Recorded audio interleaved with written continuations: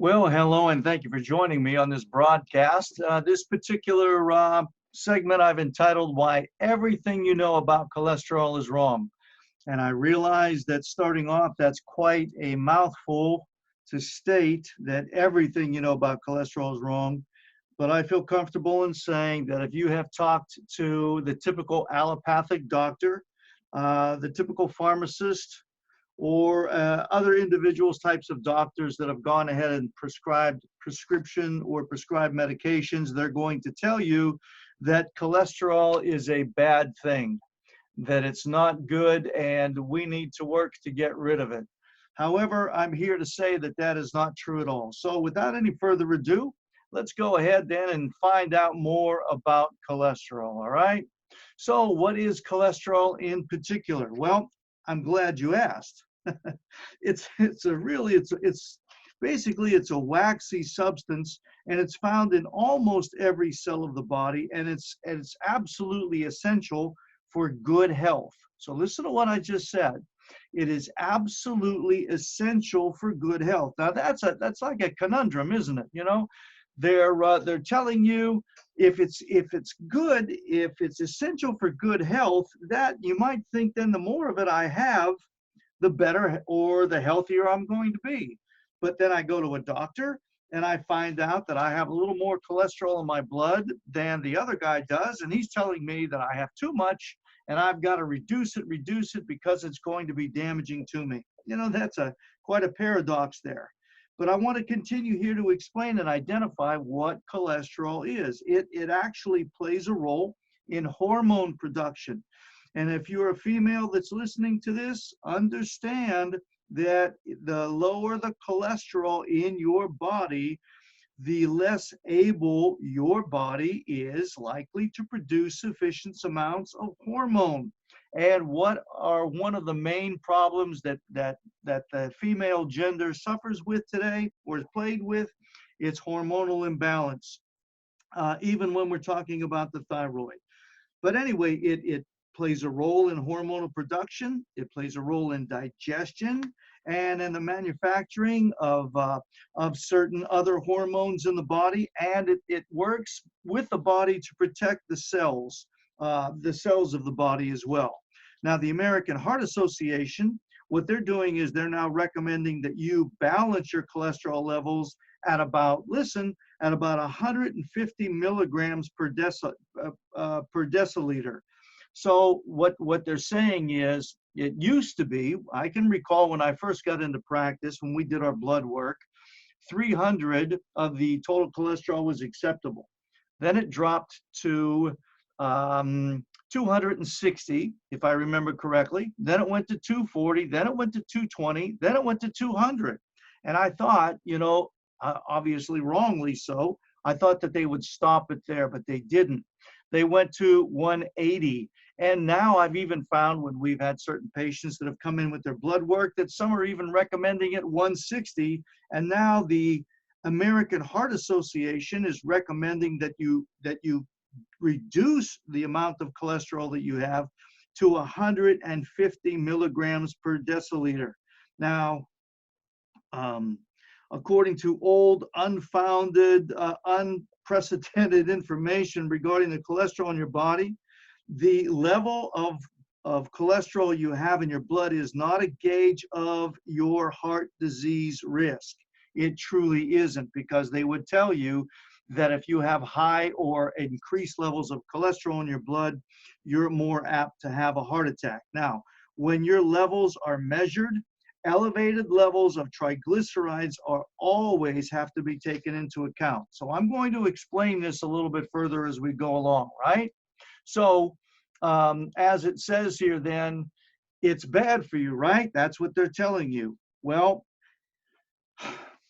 cholesterol has long been vilified as a primary cause of cardiovascular disease. As I said a few moments ago, they told you that if your cholesterol levels were higher, then you're more likely to have a heart attack, and people that died of heart attacks had high cholesterol levels. Yet there are numerous, and when I say numerous, that's an understatement. There are multitudes of studies that refute this hypothesis, and they demonstrate that cholesterol has virtually nothing to do with your chances of having a heart attack, and especially the way conventional medicine presents it. There was a research that was done by Harcombe, Harcombe, and there was the notion that there is good and bad cholesterol, and that's also wrong. There is no such thing as good and bad cholesterol. I mean, would the good Lord make a body that he said was very good, and then in it he's going to slip in under the rug, so to speak, the bad stuff in you as well that your body's making? No, it doesn't happen, folks. There is no such thing as good and bad cholesterol. That's totally wrong. The LDL, the low density lipoproteins that you see on your blood work, and the HDL, the high density lipoproteins, those are not, that's not cholesterol. They're not cholesterol at all. What they are particles that the body has created in order to mobilize the cholesterol through your body, okay? And when we look at the blood work, and I'll talk about that in a little bit more detail, but when we look at the blood work, we have to look at the cholesterol. Those are non-cholesterol, and we also look at the triglycerides, or the fats. We look at phospholipids and proteins as well. So I'm sure that that many of you that are listening to this have heard of the idea that there's good and there's bad cholesterol. So that's where it comes from. They're talking about the HDL and the LDL, right? Okay, so hopefully we've answered that or addressed this question a little bit there. So cholesterol can't truly indicate your risk of heart disease. Look at this slide and burn this in your gray matter, in your brain. Cholesterol has not the ability to truly indicate your risk of heart disease. No way. For the past 60 years, the U.S. dietary advice has warned against eating cholesterol-rich foods. Remember? And you may not even have gone back that far, but trust me, for the past 60 years, that's what they've been telling you. Don't eat cholesterol-rich foods. And they claim the dietary cholesterol, that's the cholesterol you get from your food, it promotes the arterial plaques, it shuts down the arteries, and it creates this formation that leads to the heart attacks. And that's the evidence to the coronary, or the evidence that they say is proof that that those foods cause the clogging of the arteries, and it's not true whatsoever. But the problem here is that people have heard it so often, so frequently, for so long, that they actually believe it. And even after decades, and I'm talking 40, 50 years worth of research, it's failed.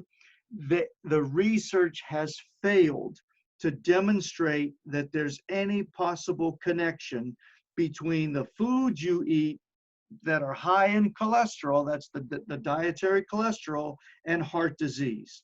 It's just, it hasn't been demonstrated. However, there is a guide that you can look up, or you can see. It's called the 2015-2020 Dietary Guidelines for Americans. I'll repeat that. It's the 2015-2020 Dietary Guides for Americans. It finally admitted to the fact that, and I quote, cholesterol is not considered a nutrient of concern for overconsumption, end quote. And what they're saying, in other words, is you don't have to worry if you overeat or eat a lot of foods that have a lot of cholesterol in them. You don't. To this day, the evidence keeps mounting and mounting, showing that there's no link between cholesterol that you eat and the increase in the incidence of having a heart attack. So, since that's the point of fact, then how did we come up with this idea? How in the world did this come across to us? Well, there was the first scientific evidence. It linked trans fats. Trans fats now are a totally different creature. Those are the fats that man makes. They're the junk fats that I'll talk about a little bit more here. and the evidence linked trans fats to heart disease. And what they were doing was exonerating saturated fats. And that was published back in 57, actually. And there was a chemist by the name of Fred Kummerow.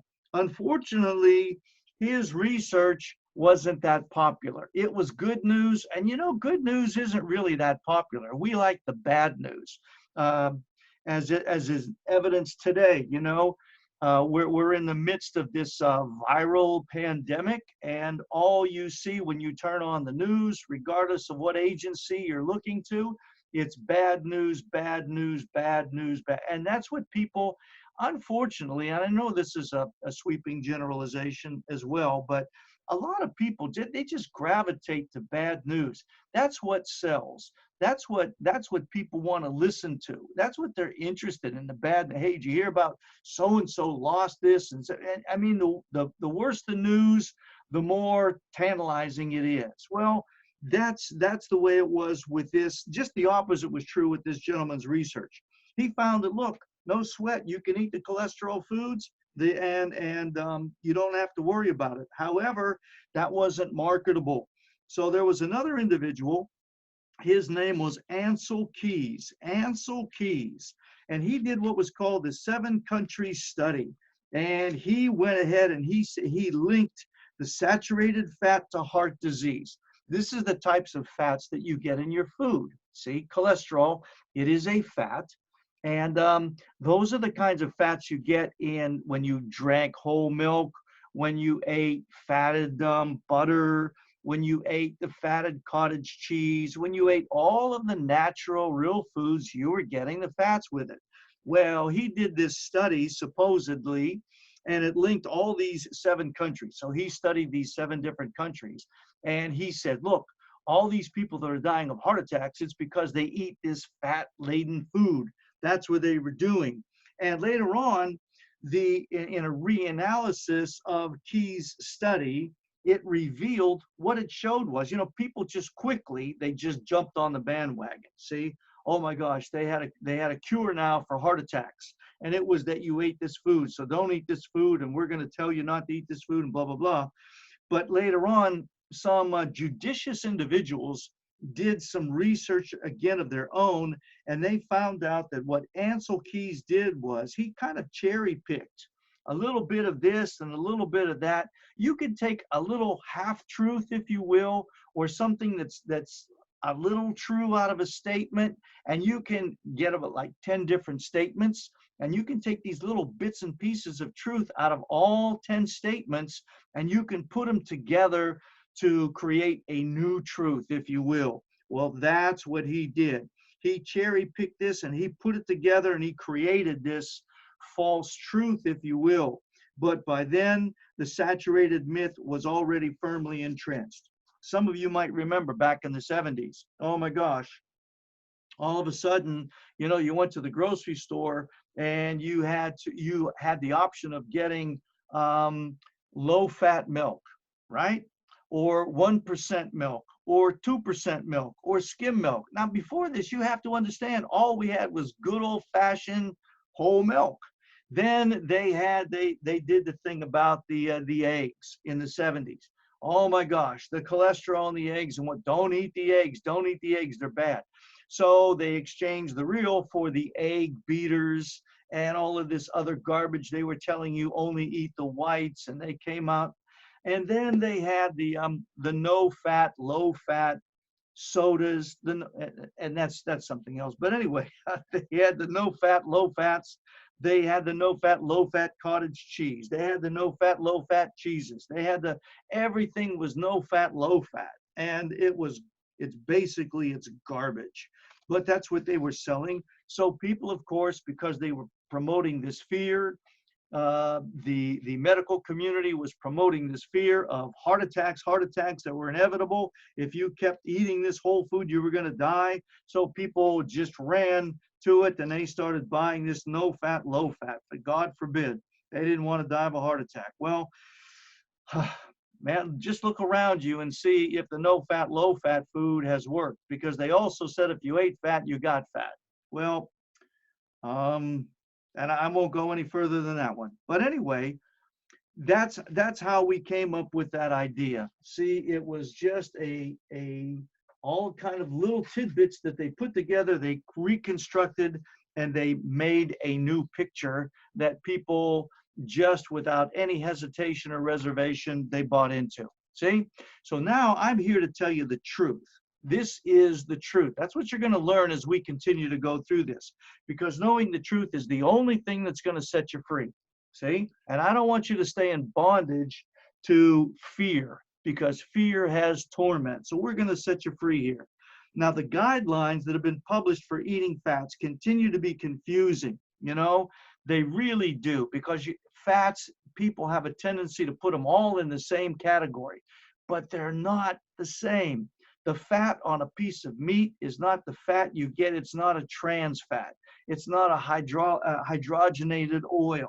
It's not this garbage fat. There's good fat, there's bad fat.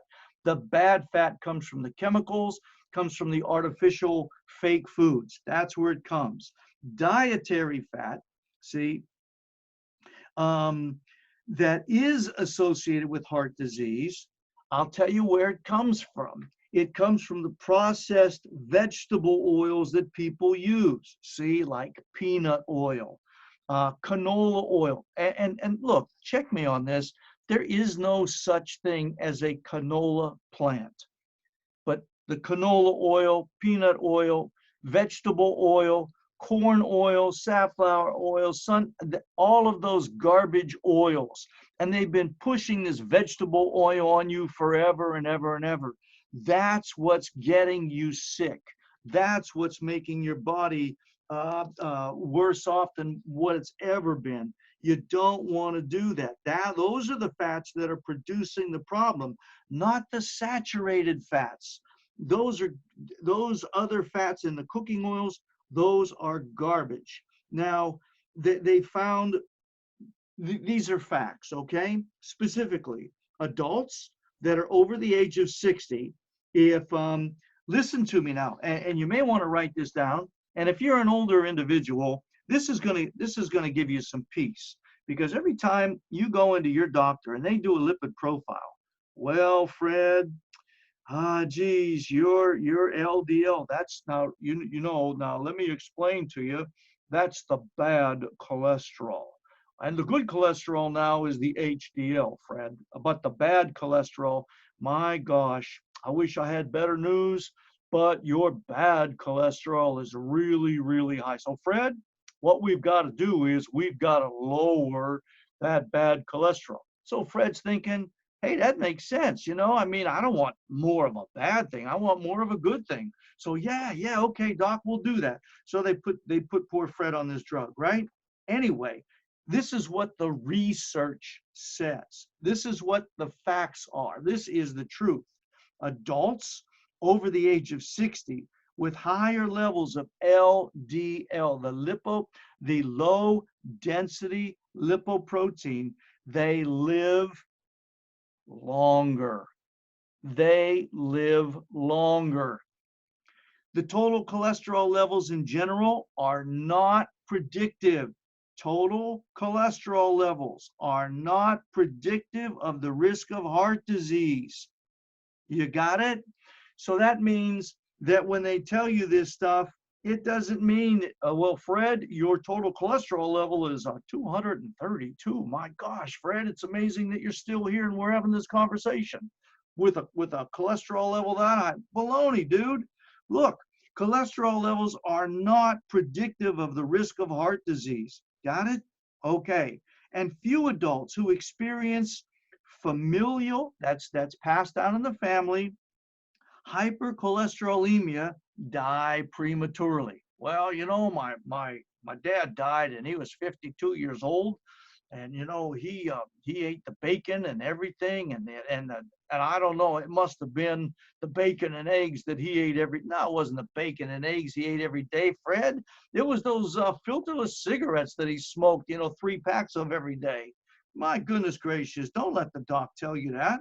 So look, rarely, there are very few. Yeah, there are some that do, but rarely. This is what we want to look at. We want to look at the majority, not the minority.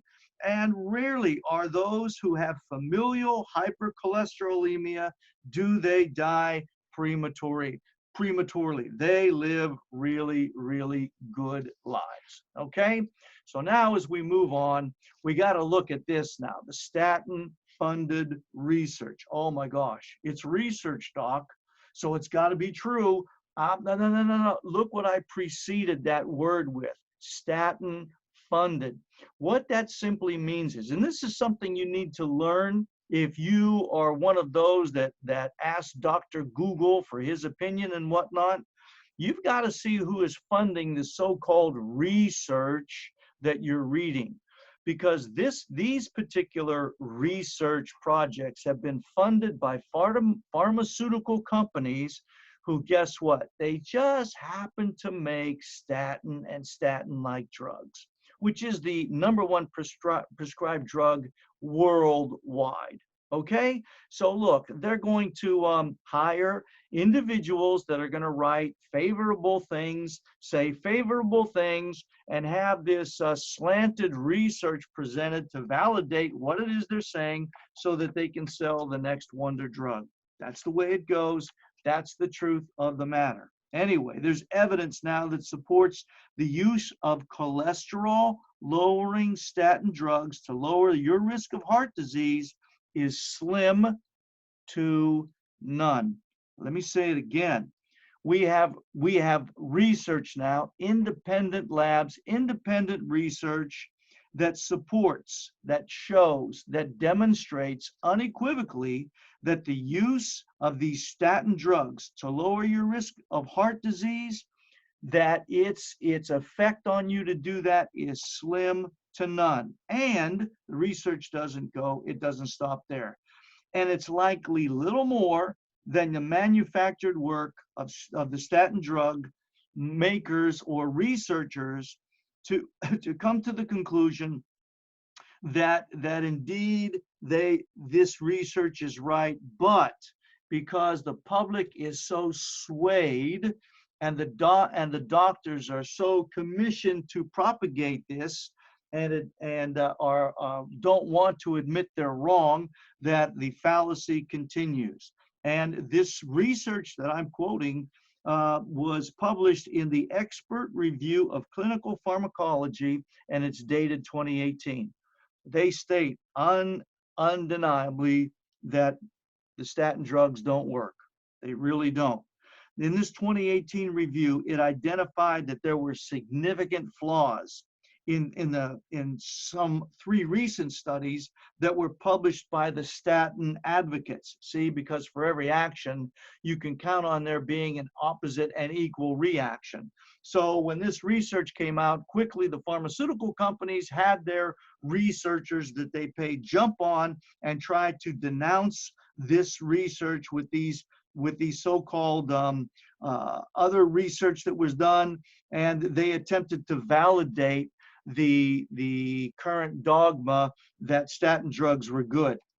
And it's when you read these things, you can see that they failed miserably. However, the general public doesn't know that. And when people go into doctors, they trust the doctor, they believe the doctor, and they basically follow the doctor. See, that's what they do.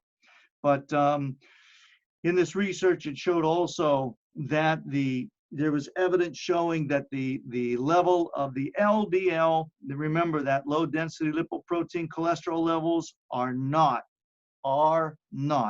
an indication of heart disease risk, and that statin treatment is of doubtful, that's in quotes in their research, benefit, end quote, as a form of primary prevention to prevent a person from having a cardiac event.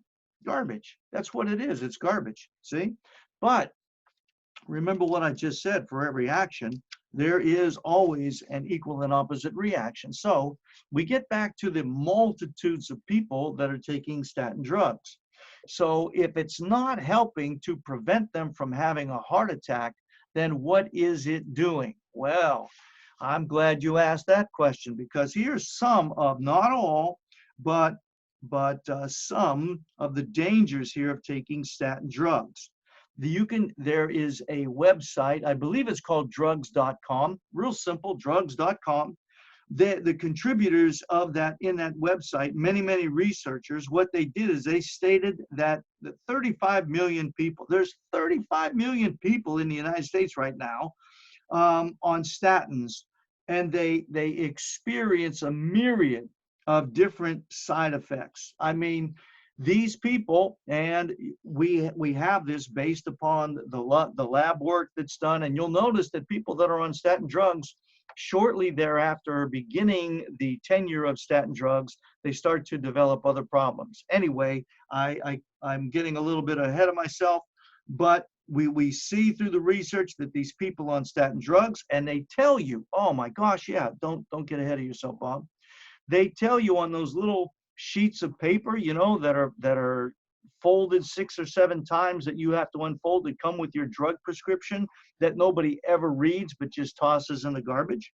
Or when you listen to the TV commercial, they tell you all of the benefits of the drug, and then the guy or the lady talking speeds up really quickly, and the audible level just drops lower, and they tell you all of the side effects that could happen by taking these drugs. You could experience this, and they got a whole list. And then they come, but hey, after they give you that list, then the volume comes up, and but, you know, ask your doctor if you can go ahead and take this. Well, anyway, getting back to the statin drugs, it causes liver damage, for instance, which is said to be rare.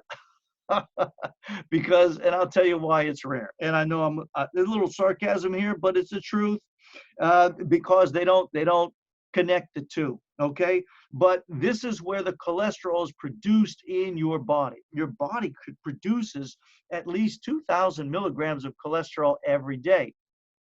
So what these statin drugs do is they attack your liver to prevent your liver from doing that, thereby lowering your total cholesterol amount, right? So look, if your liver is being attacked by these chemicals, which the body then sees as toxins and poisons, your liver is going to be damaged. Okay, so anyway, and now we have a new disease and disorder you may not be aware of. It's called non-alcoholic fatty liver disease. Anyway, you'll hear more about that down the road. But some doctors are saying that you're going to need a baseline liver function test beforehand. You know, this is why when you go in and you get a statin drug, your doctor is going to tell you, you know, now it's going to be necessary that we do like a periodic blood test on your liver. They may not tell you it's on your liver, or they may, but we're going to need to make sure that everything is functioning well. Not because we're concerned about a damage, we just want to make sure everything's functioning well. So what they're looking for is liver damage, okay? And then there are some that will tell you that, look, before we begin the drug, we got to test your liver so that we can see what the baseline is. So if there's any change in your liver after you start the inception of these drugs in your diet, we're going to be able to see that damage in your liver. But for the most part, most of the doctors won't do that, okay? But hey, look, I'm not going to tell you what to do. I never do that in my office, because it's your body, it's your health, it's your decision. But if you do decide to get on statin drugs, you might request your doctor to take a baseline liver test of you, and then to repeat it periodically so that you can monitor if any liver damage that might result from taking the drugs, okay? But most of the common side effects now of the patients that I've seen, and people perhaps you know, they'll talk about it when they start taking the statin drugs. They have headaches, muscle pain, lower back pain, side pain. For those of you that go to doctors of chiropractic, you know, sometimes people confuse lower back pain with some kind of a problem in their spine or their neurology. And this is why we ask the patient, are you on any prescribed medications? Because if they say, well, yes, I'm on a statin drug, boom, the light goes on. We ask how long they've been on it, and when the pain began, and on and on and on. Because playing detective, we have to perhaps discover if the statin drugs they're on might not be the culprit, because these people aren't told those things. And like I said earlier, these people typically that are on these drugs, don't typically read the little sleeve or the litany of problems that could develop as a result of taking the drug. Anyway, some of the more common ones are like headaches, muscle pain, lower back pain, pain in the sides, on the sides of your abdominal area, nasal congestion. Who would have thought, right? Stuffiness in the nose or even a runny nose. Those things as well. Difficulty in sleeping. Remember I told you a few slides ago that many of the people that start on the statin drugs are now having other problems develop, and then they go to the doctor, right? They got now sleeping problems. Hey, you have a problem here. You have sleep apnea. So we've got to give you this drug now to help you sleep. You got to look upstream. Maybe it's the statin drugs that now the people before they were on the statins, they could sleep like a babe, but now they have a difficulty in sleeping. See, oh gosh.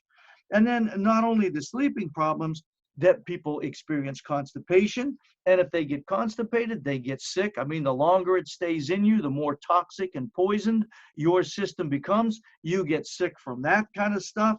Even their voice changes, hoarseness. There are women, we've noticed clinically that they're always clear. These are women always having to clear their throats, and they're going, they're kind of talking gravelly now.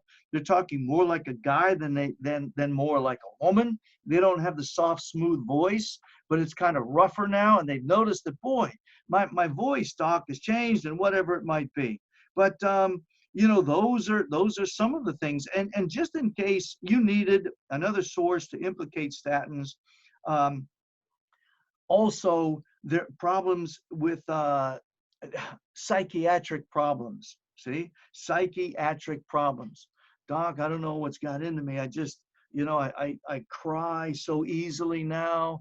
I feel weepy. I'm depressed, and I have no reason to feel depressed. And, I just, all of these types of mood, depression, all these things. So what's the good doc do?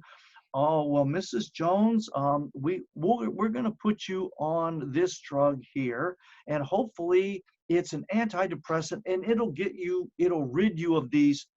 See, I know you just have to follow me, because I try to keep it as simple as I possibly can. And I want to stimulate your thinking when I present this information, because for every effect, every is an absolute term, folks. Every effect, there's always got to be a reason. And you've got to continue to look upstream, and keep looking upstream until you get to the beginning of that stream. Then you're going to find the cause of the problem. There was a research that was done in just April in 2018. They found that lowering cholesterol levels in men in particular caused depressive changes. They caused mental disorders. They caused behavioral changes. And the research that I had, and I did some videos actually quite a few years ago, that if you lower the cholesterol to certain levels, like 160, your chances of developing, there's just so much to cover and so little time to cover it, but I want to just throw this in. Cholesterol is of paramount importance to the brain. So the body is producing it so that the brain has it. So the brain, one of the things that the brain needs in order to stay healthy. Okay. So now we lower it until there's not enough that's available to the brain. The research shows us, especially in men, that their propensity to develop Parkinson's disease, a disease of the brain, is increased eightfold. See, lowering the statins, and like I told you a few moments ago, started out at 300, then it dropped 20, then it dropped another 20, another 20, another 20, and now you're going to the labs. The docs are saying, well, 200 is too high, 180 too high, and now the American Heart Association says 150.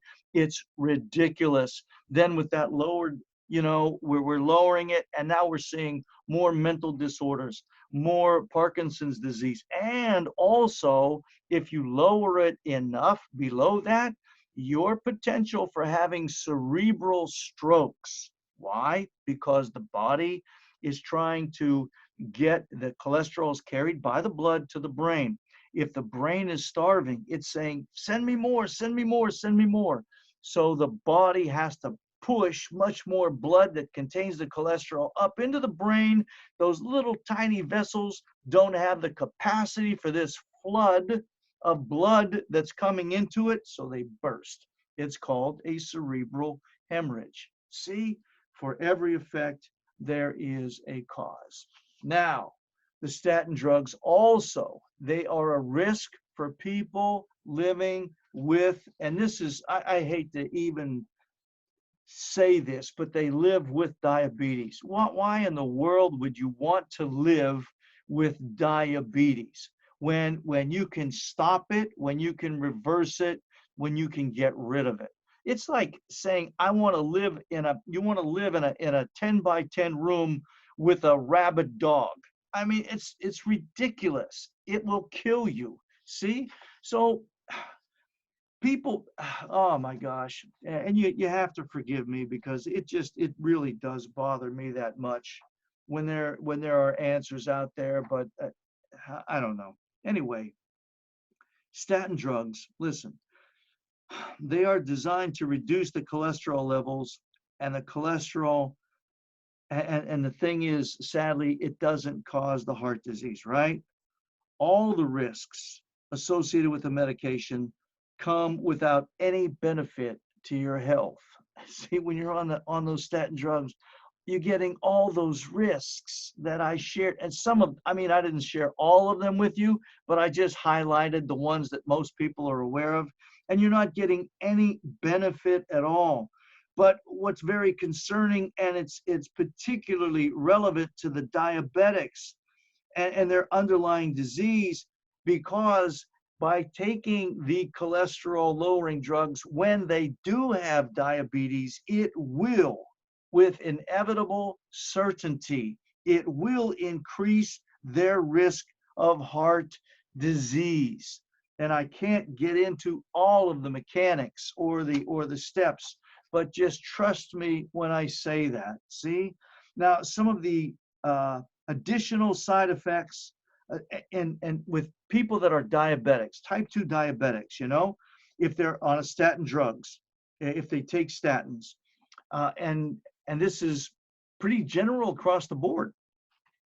Basically, generally speaking, most of them, they're, whether, especially females, they're going to have urinary tract infections out the kazoo.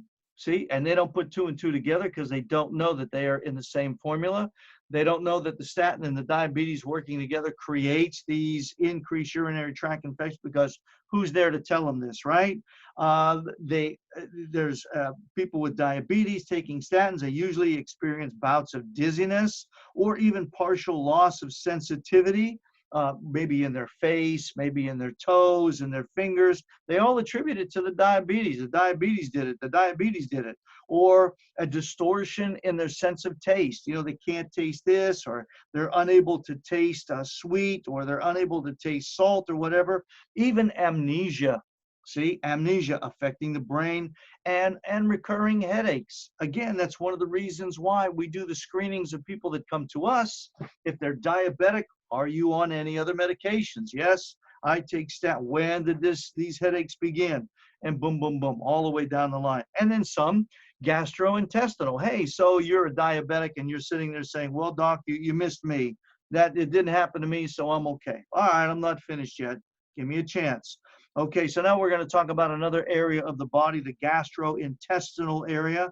People that are diabetic and on the statins, many experience diarrhea. They experience indigestion. And what do they pop? The proton pump inhibitors, the nausea, the intestinal gas or flatulence, the constipation. So they're taking some kind of a, toxin there, some kind of a elixir to make sure that their bowels move on a regular basis. They have the abdominal discomfort that goes with the intestinal gas and the nausea, the pain in the abdominal area, all over the whole abdominal area, vomiting, and even if it continues, they can develop pancreatitis. The pancreas now swells and becomes inflamed. It gets sick 2 because of having to deal with the effects of the diabetes and the statin drugs. And metabolically now, I talked to you about the liver test. That's why the doctors have to do the liver test. That affects your metabolism, which the liver is going to be a main player in. See, so they've got to do the liver function tests, and then they've got to test you for hypoglycemia. That's the liver and the pancreas they've got to test, and then the hepatitis. That just simply means an inflammation resulting from damage to the liver. Yeah, liver damage. And then the anorexia. Man, when you've got all these abdominal pains, the nausea, the gas, the constipation, you don't want to eat. You become anorexic. Or the hypoglycemia. Now that the liver's damaged, the pancreas is damaged, you got those hormones that it's not producing sufficiently, you become hypoglycemic, which creates another problem. And or the weight gain. Doc, I can't believe it. I mean, I'm not eating like I did, but I'm still putting on weight. I'm still putting on weight. I got to pause for a moment. Okay, now we go on to the musculoskeletal. See, because you can't affect one area of the body without affecting all the body. And I've just gone through a whole list of different systems in the body, and I'm not done yet. So we got the musculoskeletal system now. The people have the joint pain, the pain in their extremities. Oh, my ankles hurt. My fingers are always sore. My elbows, oh gosh, I got pain there. The musculoskeletal pain, that means pain throughout the muscles all over the body. The spasms, oh, that's because I'm not eating enough bananas, doc. I eat more bananas, and then, hey, anyway, okay, muscle spasms, the myalgia, it's like a weather, people describe it like a weather ache. My muscles are just sore all over. And then the swelling in the joints. Oh, you must have arthritis. No, maybe not. Maybe you have a reaction to a result of, see? Okay, so anyway, the back pain, the elevated creatine phosphokinase. People think they have kidney damage. Well, in fact, they end up with kidney damage because of taking the statins when they're diabetics, and oh my gosh, it goes on, and the neck pain, and even amyotrophic lateral sclerosis. I want you to hold on to that one, because they say that they don't know what causes it. I'm here to tell you that one of the causes is the disruption of the body's metabolism and the ravaging of the body's nerve system, of the brain and the central nerve system. And in people that are diabetic, who are on statin drugs, and all of us, or not all of a sudden, but out of the clear blue, they're now diagnosed with amyotrophic lateral sclerosis. That's the truth. And now we get to the ticker, to the heart. In the people that are diabetic, the death increases. It increases over time, and it contributes to heart disease of the diabetics. And many of the diabetics, rarely do people die of diabetes. Most of them die of some other what's called a comorbidity, some other disease that is occurring in conjunction with the diabetes. Many of them die from heart attacks. All right? Okay. So now let's talk about this issue of the overprescription of statins, right? So rather than pointing patients in the direction of finding any kind of solutions, right? Solutions to their problems, including maybe both the whites, eating the whole egg instead of just the whites and not the yolks, and ditching the vegetable oils and the peanut oils and the canola oils and the corn oils, and they say it's better than, instead of, dumping those things and eating really good oils like coconut oil or the olive oil, or using avocados or macadamia. Instead of doing that stuff, this is the insanity of this. See, The Harvard Health Medical School. Now look, when you see Harvard Health Medical School, the initial reaction is, whoa, this has got to be for real. This has got to be, the truth. I mean, these are the brains of the brains. These folks are the nerds of the nerds. They're the brainiacs, right? And hey, if they say something, it's got to be. You got to understand that these people get paid salaries too. You understand? So they've got to say things that are in a line with their employer. So they recently updated an article on how to manage. Listen, this is how slick this is. They're in this article that they wrote. They didn't deny that if you take statin drugs, you're going to have muscle pain, or you could have headaches, or you could have the myalgias, or you could have. They didn't deny any of those adverse reactions, but rather they posted something, they printed something, they made it available to people on statins on how you could manage the pain from taking the statins, how you could manage the problems that you're now experiencing as a result of taking the statin. Isn't that a load? I mean, really? Yeah. We're not denying that you got a problem now because of this, but here's how to manage it. We're going to give you this drug to manage that, and we're going to give you that drug to manage this. And oh my gosh, man. If anyway, and what they're doing is basically they're perpetuating this cholesterol myth that cholesterol is the bad guy, and you've got to keep taking it. You've got to keep taking these statin drugs, because if you don't, oh my goodness, you could die of a heart attack, right?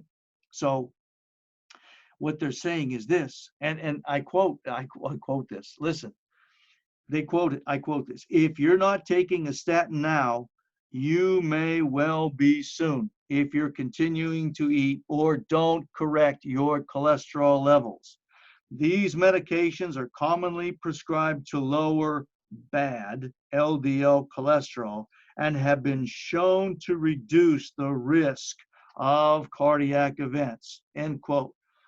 To which I say, baloney. There has not been not one, that's O-N-E, not one research that has ever, not one autopsy that has ever shown that people who died of cardiac heart disease or had a heart attack that had high levels of cholesterol had impacted arteries. Not one. Not one. Not one. But I'll go on to tell you that they're routinely recommended for people who have cardiovascular disease, and for many people in our society that are ages like 40 to 75 who don't have cardiovascular disease, but they have at least one lipid number. Like when you go in and you have your blood lipid tested, if your total cholesterol is a little high, if your cholesterol is a little high, if your LDL is a little high, if your HDL is a little low, whatever it might be, you're going to be routinely, they're going to recommend that you get on a statin drug so that we can prevent any kind of cardiovascular disease, especially if you're a person who is diabetic, or if you're a smoker, and I'm not saying that any of these things are any good. I mean, you need to quit those things, obviously, but that's what they're going to do. And or if you do have one of these cholesterol numbers that are high, they're going to recommend it. And that's what they're going to tell you. You need to get on a statin drug. See? So I can go on and on, but really I've got to move on. Here's some alternative causes of heart disease, right? Because there's biased research, and it's being launched all the time, that a low fat myth, and it's reshaped this food industry for decades, and it's going to do so, unfortunately, for decades to come, because people just don't wake up. They don't see, they don't hear, they don't know. Unfortunately, most people don't think for themselves. They just don't. And saturated fat and cholesterol were rejected. Now, all of the now I won't say all, but I will say an overwhelming majority of the manufacturers are switching to using hydrogenated fats, trans fats, hydrogenated oils in making what I call frankenfoods, what are otherwise called food substitutes. And these changes increase, what they do is they increase what's called an inflammatory reaction in your body, and they drive this cellular inflammation to new levels now. And over an extended period of time, when you eat these types of foods, and it's amazing, I've got to stop for a moment. If you've been to the grocery store recently, I'm sure and I'm comfortable in saying this, but most of you have found that the boxed foods, the canned foods, the instant foods, the microwavable foods, those are the ones that are empty. Those are the shelves that are empty. But the fresh fruits, the fresh veggies, the fresh meats, they're all still there, because people just eat these things over and over and over again. And because of the convenience, that many people don't know how to cook anymore, and that's what's happened. So and those that went out to restaurants and don't know how to cook, they're forced to buy this stuff because of their inability to cook. But anyway, over an extended period of time, when you eat this stuff, it does damage your tissues and the arterial walls. And what your body then does, it will attempt to repair the damage. So these repairs, these occur over and over and over again, right? The damage is occurring. It has to be repaired over and over and over again. So what it does is it reduces this substance that I told you was a sticky like glue in the first or second slide. It increases the amount of cholesterol. And the cholesterol then goes in the blood and it patches up the holes. See? So you see how this is working. It's not because of the food you're eating. It's not the cholesterol-laden foods. It's the junk fats and the chemicals you're eating that are doing this. That's breaking down the arterial walls. It's breaking down the circulatory system, and then that patches it up, and it blocks the smaller arteries in the brain and in the heart, and that will go ahead and trigger a heart attack or a stroke. And then they go, see, it's because of your high cholesterol level that you had this. No, it isn't. That's an effect. It's not a cause. Anyway, the process that I'm talking about goes on for years and years and years without being noticed. It becomes a chronic condition, and it has very few apparent symptoms. People aren't aware of it. But we can see that when this happens, and because they're not getting the proper nutrients in their life, there's like a degradation of the body. It just continues to break down, and it's the perfect storm, if you will. See, it's the perfect storm, just setting it up that way. So what I'm saying is, you got to start eating real foods once again and learning how to cook those real foods, and you'll be great. Your body will take care of you. But before you do that, listen to this. Here's another truth. High cholesterol. I got to repeat it in case you didn't hear me. High cholesterol could lead to a longer life. Not shorter, as you've been told, but rather longer. According to many studies, but there was one in particular. It's like the gold standard. It's a Japanese study, and I really do a lot of reading and research.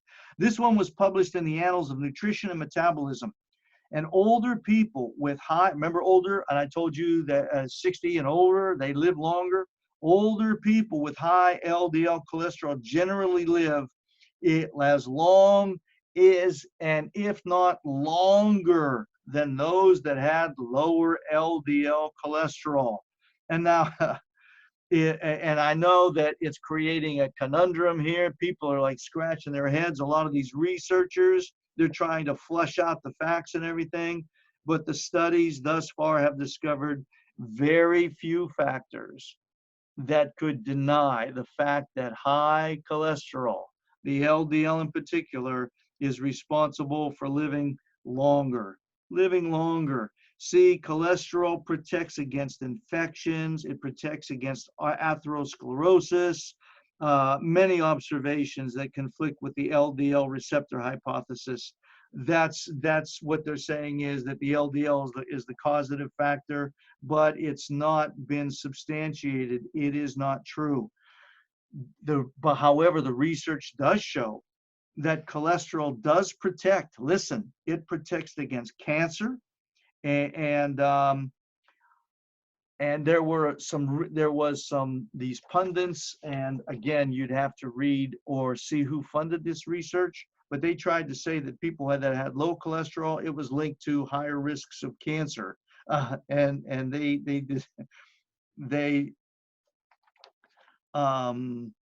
discredited that because the new research debunks all of that stuff here. And exclusions, they tried to tip the scales, as did Ansel Keys, because cancer is very, very lucrative. It makes a lot of money for a lot of people. That's what they do. And it's an emotional disease. And, you know, people, when they get emotional, they don't react logically many times. They act emotionally. So they're apt to give up a lot of hard-earned money to chase a cure, when in fact the cure all the time was within their body. All they had to do was change the way they were living. All right. But the research shows that the cholesterol actually protects the body against cancer. The low cholesterol, that's 180 below. The research shows that in many of these wards that we have, that especially in the psychiatric patients, if their cholesterol got below 180, the propensity for violent acts increased substantially. Isn't that something? Who would have thought? Who knows these things, right? And there's also an association between the low density cholesterol and also the increased rate of suicide. Now I want to pause for a moment, right? Because now we live in a generation where the kids are growing up and they're eating basically garbage, and any kind of so-called real food they're eating is devoid of cholesterol and fats, right?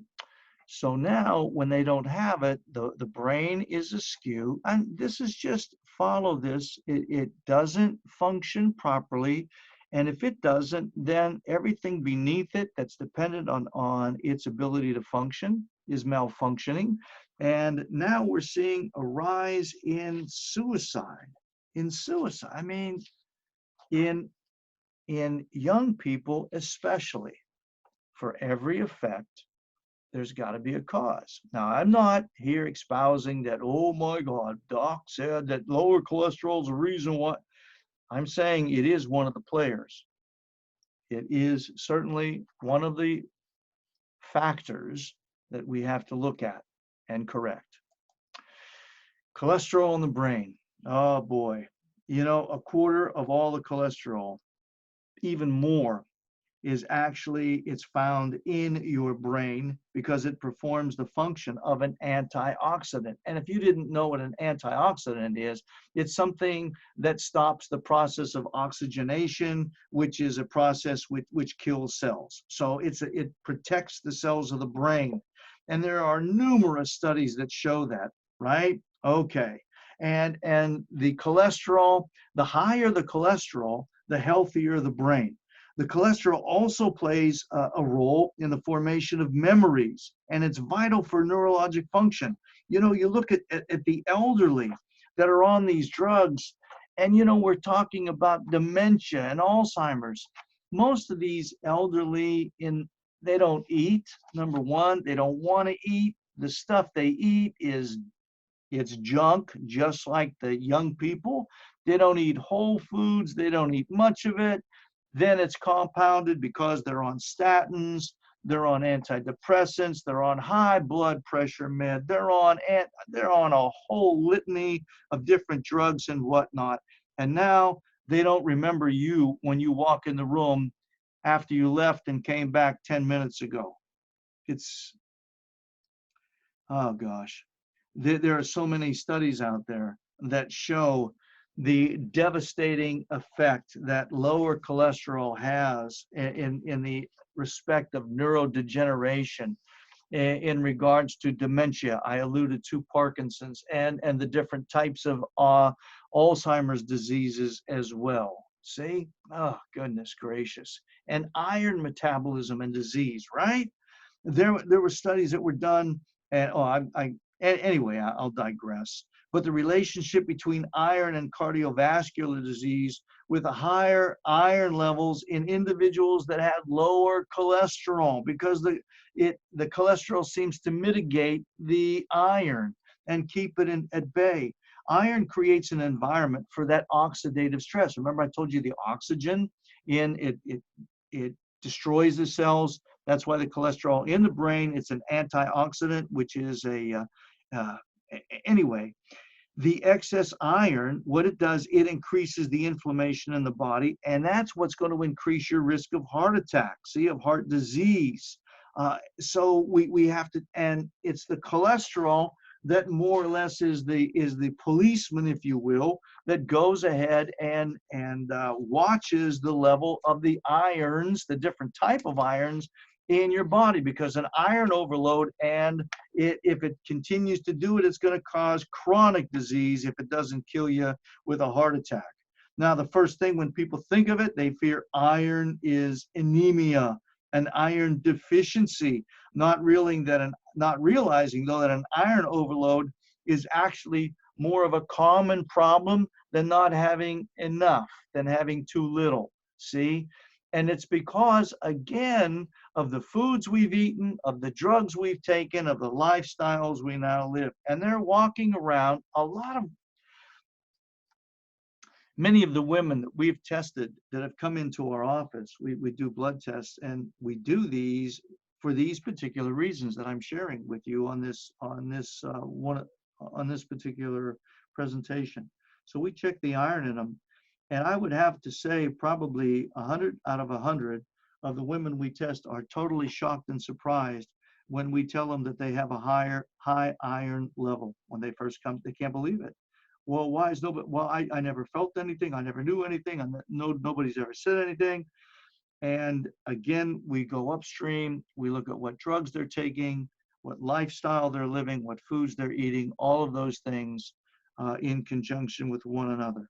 You know, your body does require a sufficient amount of iron to stay healthy. However, if you do have too much iron, if you have an iron overload, it's been linked to cancer, to heart disease, neurodegenerative diseases, gouty arthritis. And you know who has more gouty arthritis than anybody? Right, females, gouty arthritis. Hepatitis C. We now have a cure for hepatitis C. We've got this drug now, and in 8 weeks, I didn't any longer have hep C. Let's back up. I still have high iron that's killing me.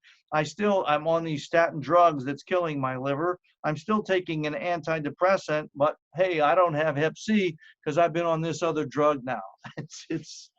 Oh my gosh. So hey, look, here's some tips for you to keep your iron levels in check, especially if you're female, right?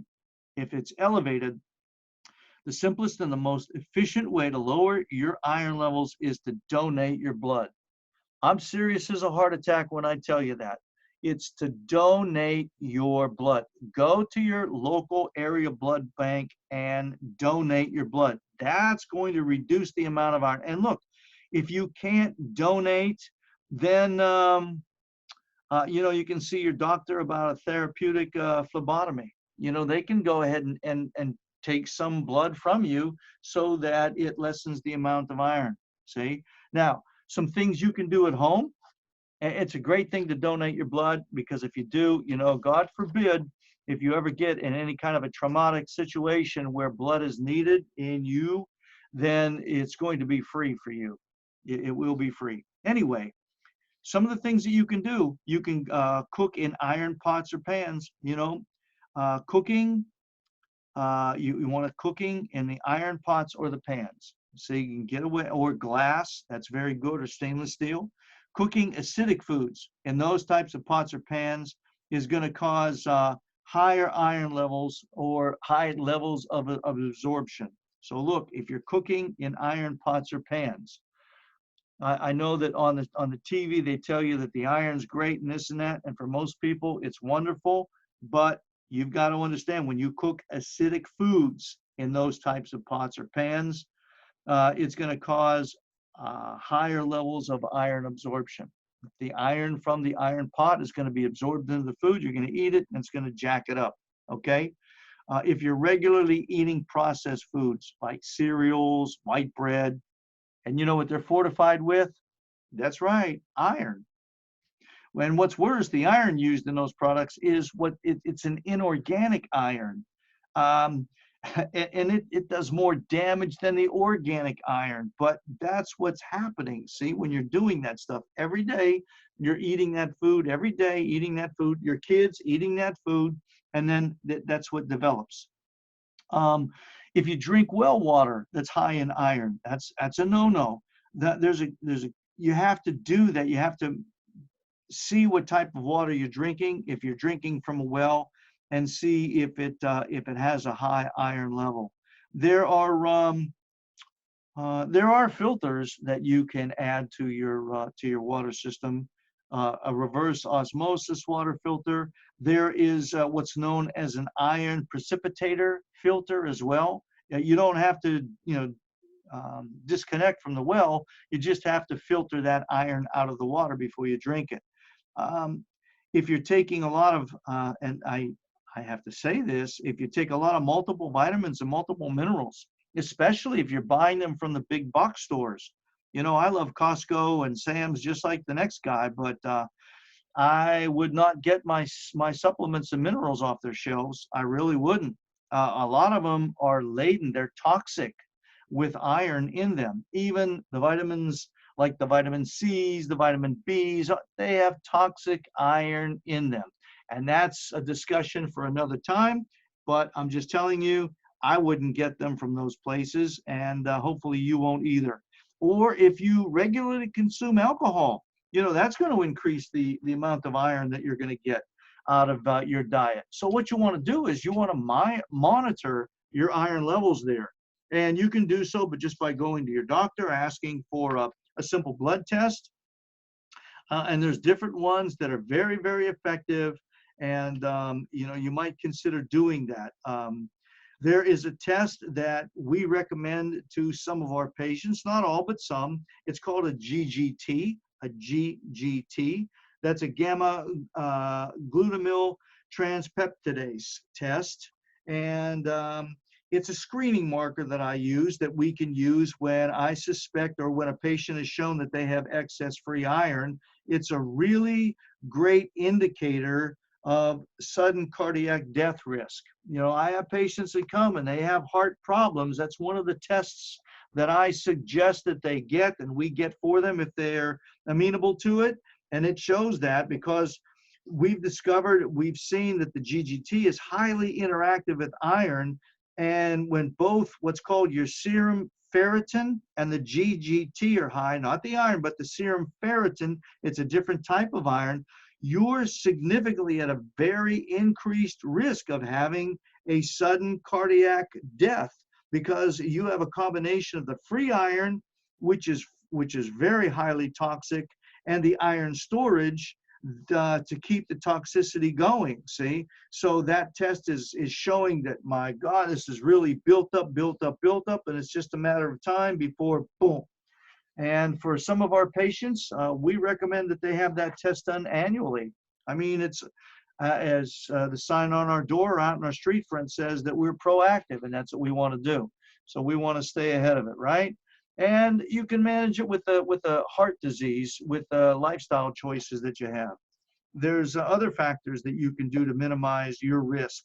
You know, if you're told that you have the high cholesterol and, you know, the whole gamut there, you got to reduce the net carbs and eliminate the processed fructose. Got to read the labels. If you have that fructose in your foods, or you have a lot of net carbs, you know, the carbs, those are sugars. If you have those in there too, or you have high fructose syrup in that, you got to do that. You got to replace them, get them out of your diet, and you got to start eating foods with healthy fats. All right, healthy fats in them. You've got to normalize what's called your omega-3 and 6 ratio. We test our patients for that too, because if you get too little omega-3s and too much of the omega-6s, then that literally kills you. It destroys your brain. It destroys your heart as well. And you can get the omega-3s. We get them in certain fatty fishes, not the fish that a lot of people like to eat. That's very popular, but you can get it in Alaskan salmon and Atlantic salmon, in sardines, anchovies. Those are, and you got to cut out those vegetable oils because those are garbage. Those are killers, and you got to start using the coconut oil and the olive oil. All right. You want to optimize your vitamin D. We can help you with that, but you want to do it, and you want to get out, not just taking the supplement, but by golly, you gotta get out and get some sunlight. You really do. The sun isn't going to kill you, and it's not going to cause cancer. You can take that to the bank, and you can quote me with that one. The sun does not cause cancer. What causes the cancer is very weakened skin. Very weakened skin on the individual. That's what causes the cancer. The host is already weak. It's already sick to begin with. Okay? Okay. Because, hey, look, seriously, if the sun caused the cancer, and then try to sell that to the Pakistanis, the Indians, the Indonesians, the Middle East, the Far East, you know, the people that stay out in the sun, the ones that are blackened with the sun. I mean, seriously. Oh, anyway, you want to optimize your vitamin D level, and make sure your vitamin D also has vitamin K2 with it. So the vitamin D in particular is going to be a D3 plus K2, D3 and K2. You want to get at least 6 to 8 hours of high quality sleep every night. That's going to normalize your hormonal system. It's going to help you. Remember, ladies, we talked about your hormones earlier on and cholesterol, and many teachers will teach that hormone or cholesterol is actually a pro-hormone because it's engaged in producing other hormones. You want to get regular exercise. You want to move your body, you know, throughout your day. Those are some of the things that you can do. Also, you want to increase your magnesium intake because that plays a vital role in the what's called the mitochondrial health of the cells. You want to do that. You know, years ago, we used to at least get 500 milligrams of magnesium a day in our diets, but today, courtesy of the nutrient depleted soils, we're lucky if we get 50 to 100 milligrams a day. And magnesium is really, really, really, really important. There's different types of magnesium. I'm not going to get into them right now, but if you are considering starting on a magnesium, probably an oral magnesium citrate would be, you know, what you might want to go for. But hey, if you're one of my patients and you come in here, you don't have to sweat it because we've got you already covered with the recommendations we've given you and the lifestyle you are now living. Okay? So the role now here of the inflammation in cardiovascular disease. There are a lot of factors that affect the inflammation. We're not talking about a swollen ankle here. We're talking about cells that inflame in the body. If you have insulinemia, that's an excess of insulin in your blood, and it's triggered by a diet that's really high in sugar. Hey, if you are a diabetic, type 2, and you're taking excess insulin and you haven't changed your diet, I'm telling you, you are creating a ticking time bomb. And what you eat is actually going to tend to be the deal breaker in how much insulin your body can handle and how it contributes to your insulin levels. And also, if you're a diabetic and you smoke, or you have poor sleep, you don't get much sleep, and you don't exercise, and you don't get any sunlight, you got poor vitamin D levels, I mean, my advice is either change the way you're living, see a doctor to help you out, or make sure that you have a great relationship with Jesus as your Savior. Okay? I'm not being a prophet of doom. I'm just telling you the facts the way they are. And also, if you have unbalanced fatty acids, you know, I told you about the omega-3, the omega-6s, Unfortunately, most diets, as I said, they are overloaded with the omega-6s, and that reduces the omega-3s, and that increases the risk of inflammation in your body, which increases your potential to have a heart attack and or develop dementia or Alzheimer's. Absolutely, positively. Now, and before I finish here, I want to just a final note about the vegetable oil. I know I get on that, but look, I say this because there was a study that was performed between 1968 and 1973. And what they did was they examined the relationship between your diet and your heart health. See, this was going on. It was called the Minnesota Coronary Experiment. And the results they left unpublished. Because of oppression from those who had the most money. Anyway, they left it unpublished, and it wasn't published until 2016 when it appeared in the British Medical Journal. And there was an analysis that was collected, and it revealed that lowering your cholesterol through dietary intervention had no effect on the precipitation of coronary heart disease. The research found that for every 30-point drop in total cholesterol, there was a 22% increase in the risk of death from cardiac disease. Okay, now listen. So I want to make this clear to you, because what the general populace does, they tell you that you've got to lower your cholesterol to prevent you from having a heart attack. And they sell you this stuff, the corn oil, vegetable oil, it reduces your cholesterol, blah, blah, blah, blah, blah. And you're eating that stuff thinking that you're doing something that's benefiting your health and that's keeping you alive. And they tell you that don't eat the whole egg, don't eat any foods that have cholesterol in them because that'll kill you. So that's what you do, okay?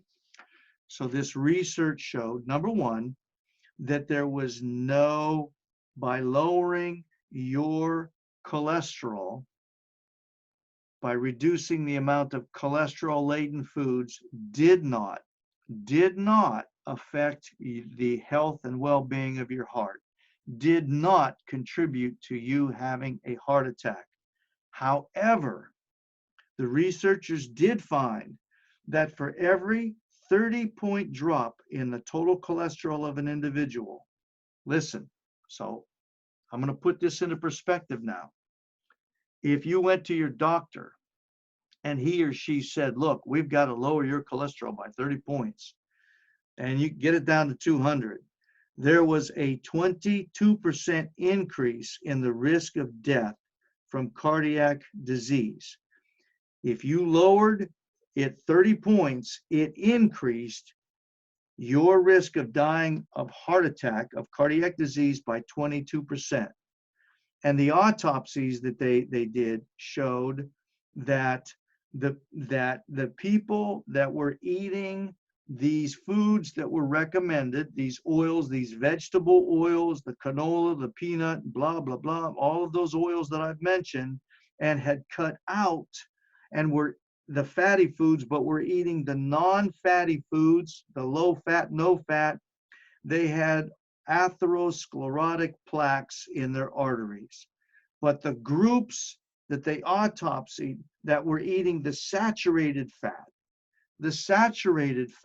see, the fat that came from the food, the real fat, they had 1/5 the amount, they died 1/5 the amount of heart attacks.